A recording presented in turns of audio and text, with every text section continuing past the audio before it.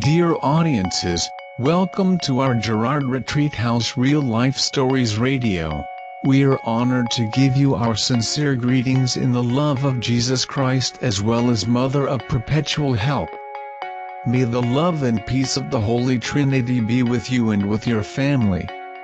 This program will be guided by Father John Quinluan Gok, a Redemptorist in Hanoi and the members of Gerard Retreat House.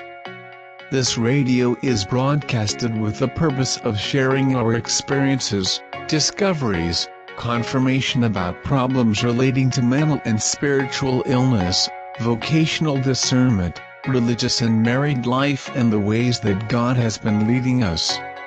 New stories will be updated continuously on radio and website svconggio.net at 9 p.m. on Sundays.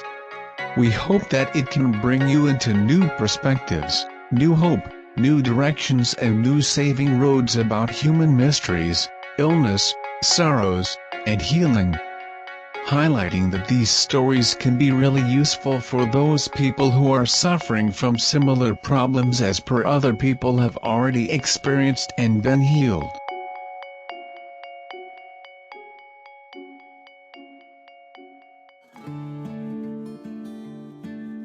Dear audiences, most adults have the wrong idea that children have the ability to distinguish between joke and truth. Consequently, some adults embarrass children with jokes for fun. They do not know that what makes them excited is what can destroy a person's life. The following traumatic story is a testament to the fact that children have become pitiful victims of adults' heartless jokes. This is a story of Mary Thanh Tuyen, who comes from a central province with the title, The Deadly Joke. I think that belief is always the most important thing for each of us. Firm belief is formed and shaped by family. In other words, our family plants the seed of trust for each of us. However, not all parents know these important things. The tragic story of my life is one of the concrete demonstrations of the consequence caused by one of the deadly jokes which have been frequently used by parents. You know, my life used to be happy. I was a girl taken care of by my parents. My siblings loved me as well. However, as time passed, I felt that I had changed and shown strange signs. The more I grew up, the more scared I felt. I always had crazy thoughts in my mind. One of those caused me to start to doubt my family. I wondered if my parents were my real parents and if my siblings were my real relatives. When I went to secondary school, I got to know some classmates, and then we shared with one another about our families and our own stories. However, every time I shared, they brought what I shared to tease me. Maybe since then, I no longer dared to trust anyone. When someone came to me, I watched out and considered whether they would take advantage of me. I started to shrink. My life became dull, lonely, and I had fewer friends. I always felt left out. After my graduation, I had a job. Witnessing people churning, trampling on each other, even betraying each other to live or to gain promotion, I got more mistrustful. I was told that some beggars at the market were not truly poor people. They looked so pitiful when they were begging at the market in the morning. But in the afternoon, they wore beautiful clothes, rode luxurious motorbike, and having meals at expensive restaurants. It is not the case for all beggars. But I started to look at them with different eyes. I could not sympathize and pity them at all. Not only did I give them nothing, but I also slandered, doubted, and judged them. I also have doubts about God. Many times, I went to the church to pray just because of the urging of others or the law of the church. Every time I came to God, I failed to feel His presence. More tragically, I had mistakenly acknowledged that I knew a lot about God, but in fact, I didn't know anything about Him. The tenets that I had learned only made me more misguided about myself. They were just tried as tenets, just superficial shell. Moreover, I was lazy to read books in order to acknowledge God. Therefore, when I faced the doctrinal problems related to morality and dogmas, I was stuck, but I did not dare to ask anyone. My mind became increasingly unstable. I was always afraid of being deceived by others. I kept living alone, curling up in a shell like a snail. Due to my family, I couldn't even believe how I could trust others. I also lost faith in myself. I didn't believe in my ability to acquire knowledge nor my understanding. I always thought I was useless and didn't know what to do. Many times, when I had done the assignments, I was not confident but afraid of making mistakes. I couldn't stop living in fear, so my body could not grow. My back was cuffed and my body was stunted and sick. Nevertheless, with the desire to take vows, I was commiserated by God. He led me into a long-term spiritual fight. In these arduous fights, with the guidance of the spiritual father, I began to search for the culprit who caused all my doubts. This was not an easy thing to do. I had to go through so many difficulties and struggles to follow the events that happened to my life to find some clues. Finally, God enlightened me to find out the culprit causing doubts in me. That was the daily jokes that my parents and siblings told me when I was only 2 years old. You are the child of somebody else, not your mother. Your mother picked you up when she was going to the market and took care of you, but she didn't bear you. I really collapsed. Was I really my parents' child? If it were not their child, whose child would I be? If it was their real child, why didn't parents seriously talk to me when I grew up so that I could live in truth but hiding me like that? A series of questions kept coming back. I suddenly found life so terrible. Why did life make fun of me in such a cruel way? If I had not been my parents' child and they had confirmed that, I might not have had the feeling of being deceived, and my belief in life might not have lost. I was immensely broken-hearted. It turned out that my suspicion for a long time was not baseless, and the base is the joke my family made on me.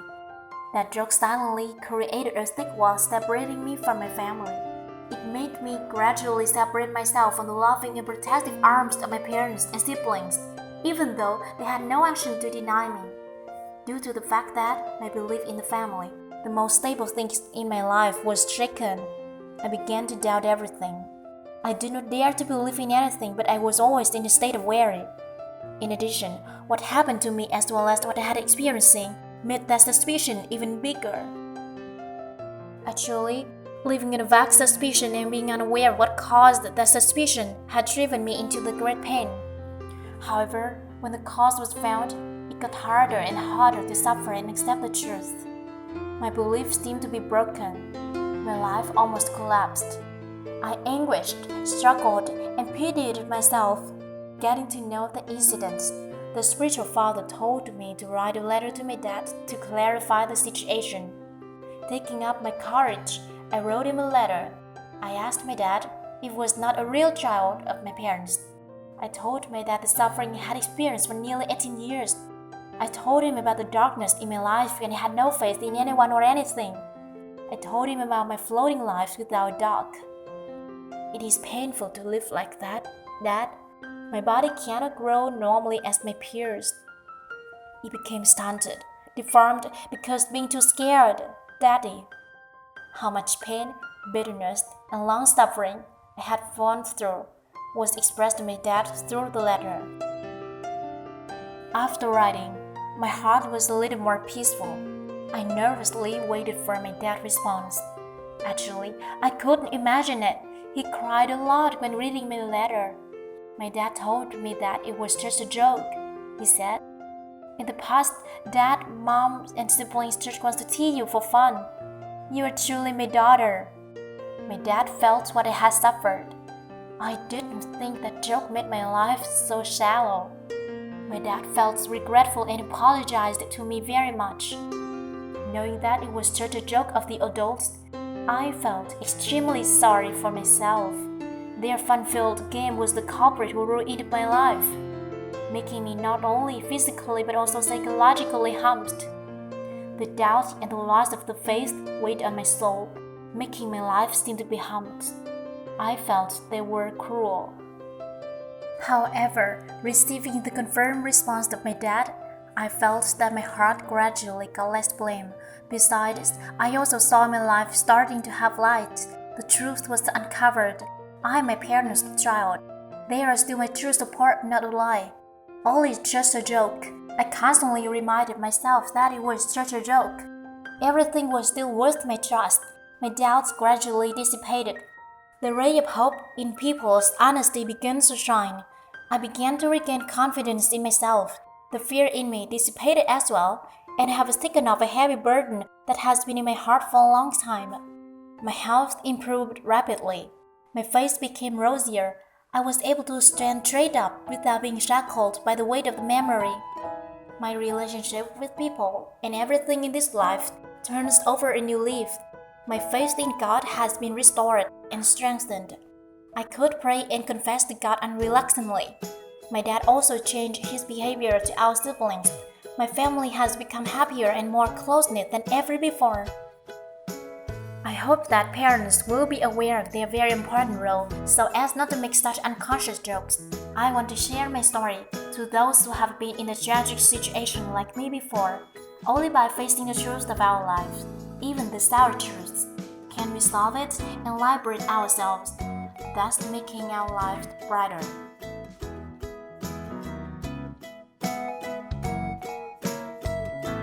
Thank you for listening to the Radio Gerard Retreat House Real Life Stories.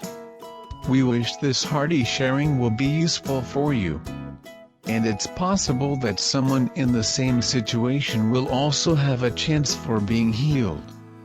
Dear friends, if you feel this story gives you something interesting or useful, please click the register button to update the next broadcast. If there is any suggestion or comment for our program, please send us via email nhathinhamgirado@gmail.com. Wish you all a new week full of joy and peace of Jesus Christ. Thank you so much and see you again on the next program.